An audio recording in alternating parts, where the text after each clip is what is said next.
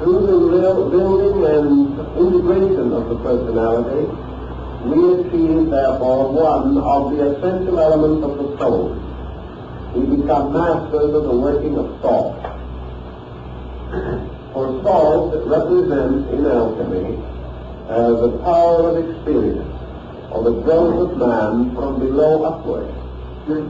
The growth of his lower nature, we will say, the unfoldment of it towards the light of truth.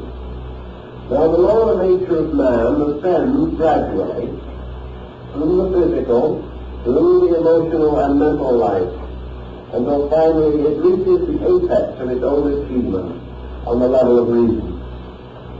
Therefore, from below upward, man builds gradually the rational power, the rational faculties of his own nature. At the same time, the universality at the source of man builds downward, creating step by step man's overtones or spiritual values, which gradually descending through the great powers of creative sciences have their final manifestation in the mingling of the upper and lower triangles, the triangle of man's growth from below and the inverted triangle of man's descent. These two, meeting in their apices, form this mysterious figure that resembles an hourglass, in which Father Time carries on his head in the alchemical rebus. Thus, from above, or from the internal spiritual life of man, one force flows. From below, from the external material life of man, another force flows. These two forces meet, meeting in the form of salt and sulfur. And the mingling or meeting of these two makes possible the birth of the homunculus. Yet this in itself cannot occur except with the presence of the aid of the third or androgen element, which is mercury. And mercury is a very powerful catalytic agent in alchemy, which makes possible the building or binding of the two principles. Now, let us try to understand this a little bit on the level of philosophy, so that we can follow the alchemical symbolism more easily. Man consists in the esoteric systems of antiquity of three essential natures. One is termed spirit, one is termed soul, the other is termed body. These three constitute a triad of conditions. They are represented in the universe by the great theological triad of heaven, earth, and hell. They are represented wherever symbolism arises as a threefold division of existence. A division which consists of a superior part, and an inferior part, and a middle region between. In the Nordic religions of the Gothic rites of Germany and the Organic rites of Scandinavia, the eternal tree, or the tree of the universe, is very much key to this symbolism. At the roots of the tree is down in the darkness of Helheim, where the serpents of oblivion are forever gnawing at its roots. The other part of the tree extends to the highest abode of the gods in Asgard, and here the spirit dwells, and Odin, seated upon his great throne, looks down upon the world. In the middle distance between the world of darkness below and the world of light above is Midgard, the abode of mortals. And here upon a flat plate-like surface in the old Gothic concept was the world's surface as we see it, with mountains and rivers and continents. And here all the races of human beings dwelt, suspended or supported upon the branches of this great tree, twixt heaven and earth, or twixt the above and the below, between spirit and matter, ruling over all things. Thus humanity collectively is emblematic of the world soul. The human being is upon the level of the world soul development. And mankind is therefore the personification of the principle of soul. He is composed therefore of an animal nature which is less than soul, and of a divine nature that is more than soul.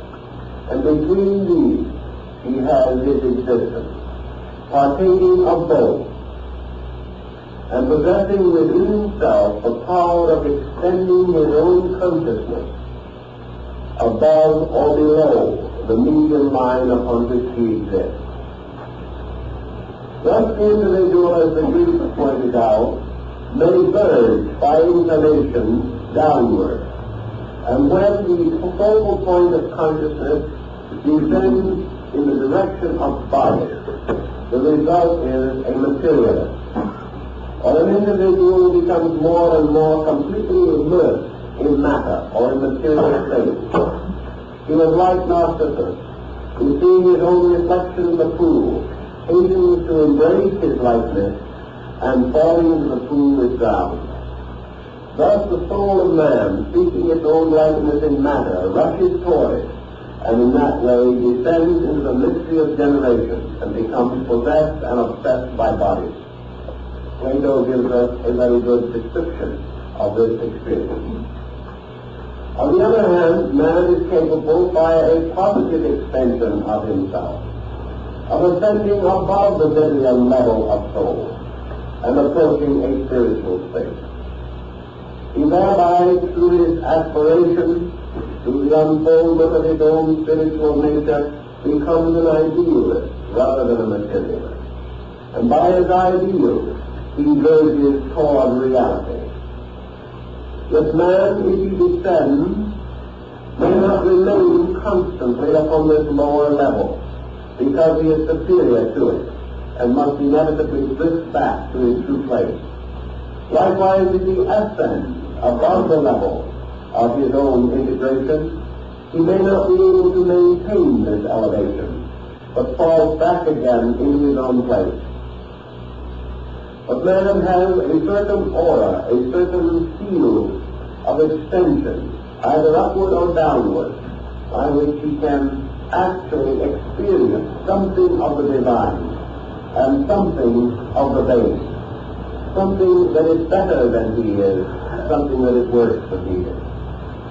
So he occupies this middle distance and is the actual embodiment of the power of soul itself. The alchemist conceives the soul to be composed of the seven metals, and therefore, in symbolism, working with the soul involves the transmutation of these metals, the power of releasing from the metals their soul energy or power. For as alchemy points out, when you are working with material medicine, you must work with material elements. But when you are seeking to remedy the sickness of the soul, you must work not with the bodies of the minerals and metals, but with their souls, or the energies which are locked within them. Thus it is not with gross or crude metals that we shall correct the deficiencies of the soul. We must therefore have a special and refined metal, which we have passed through certain regeneration. Now there is an old figure of the seven arts and sciences, or the seven metals, in which we find the metals identified with the arts and sciences, one with logic, another with rhetoric, one with mathematics, and so on. We then come to the realization that the seven liberal arts and sciences contain within themselves the keys to the transformation of the soul. Man has a body of learning, whether it be astronomy, mathematics, music, architecture, all of these subjects. And these seven arts and sciences arise because of soul. They originate in soul. They are vitalized into their own existence by the energy of soul. They belong to the level of soul. If they are debased, they become material arts and sciences. If they are spiritualized, they become divine arts and sciences. But both of these are extensions. One builds downward and the other upward. The natural state of the arts and sciences being on the level of the soul itself. Therefore, in alchemy, the problem is to discover through art the means of releasing through the arts and sciences the mysterious soul powers which they possess. These releases correspond very, very closely with your yogic discipline. They correspond with all of your ancient mystical rites, because these are the arts and sciences as the outer vestment of a mystery.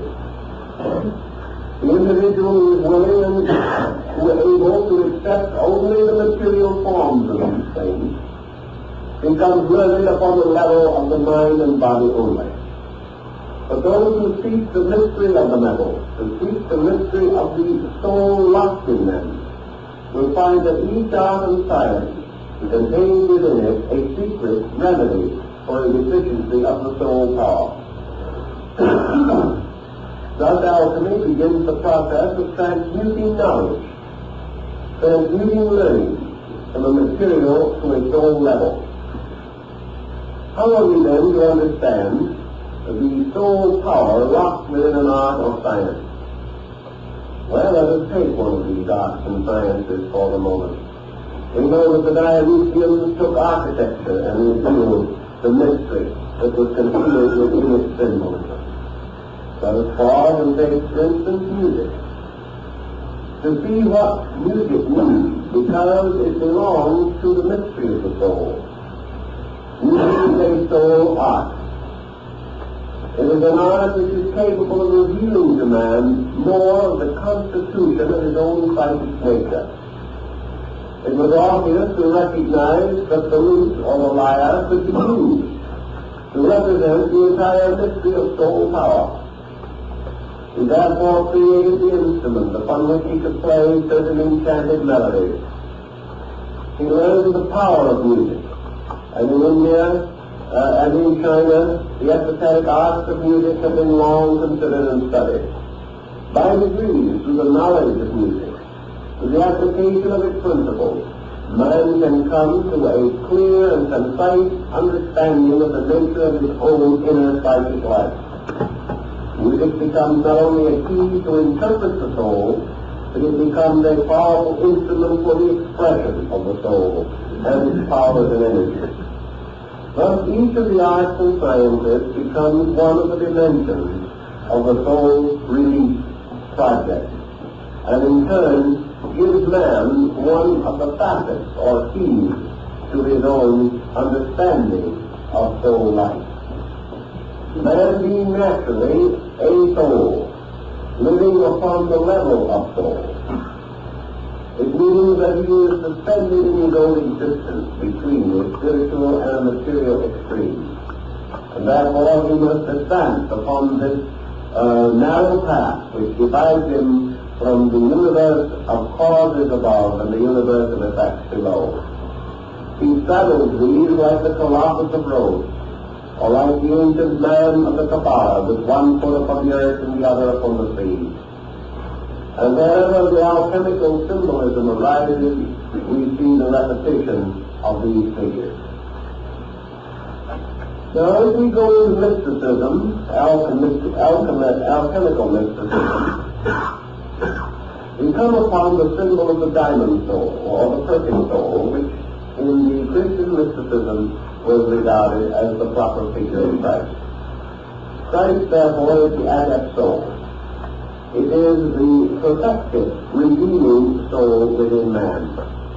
It is the soul that dies in man for man, and is reborn through man by the resurrection of the soul in man. Then he says the soul in man is planted like a seed, and that all things in nature possess within them the seeds of soul, and that these seeds of the soul power can be caused to grow, and by the fertilizing of these seeds and their growth, and the constant tending of them by the wise gardener, old Prof, that these souls will grow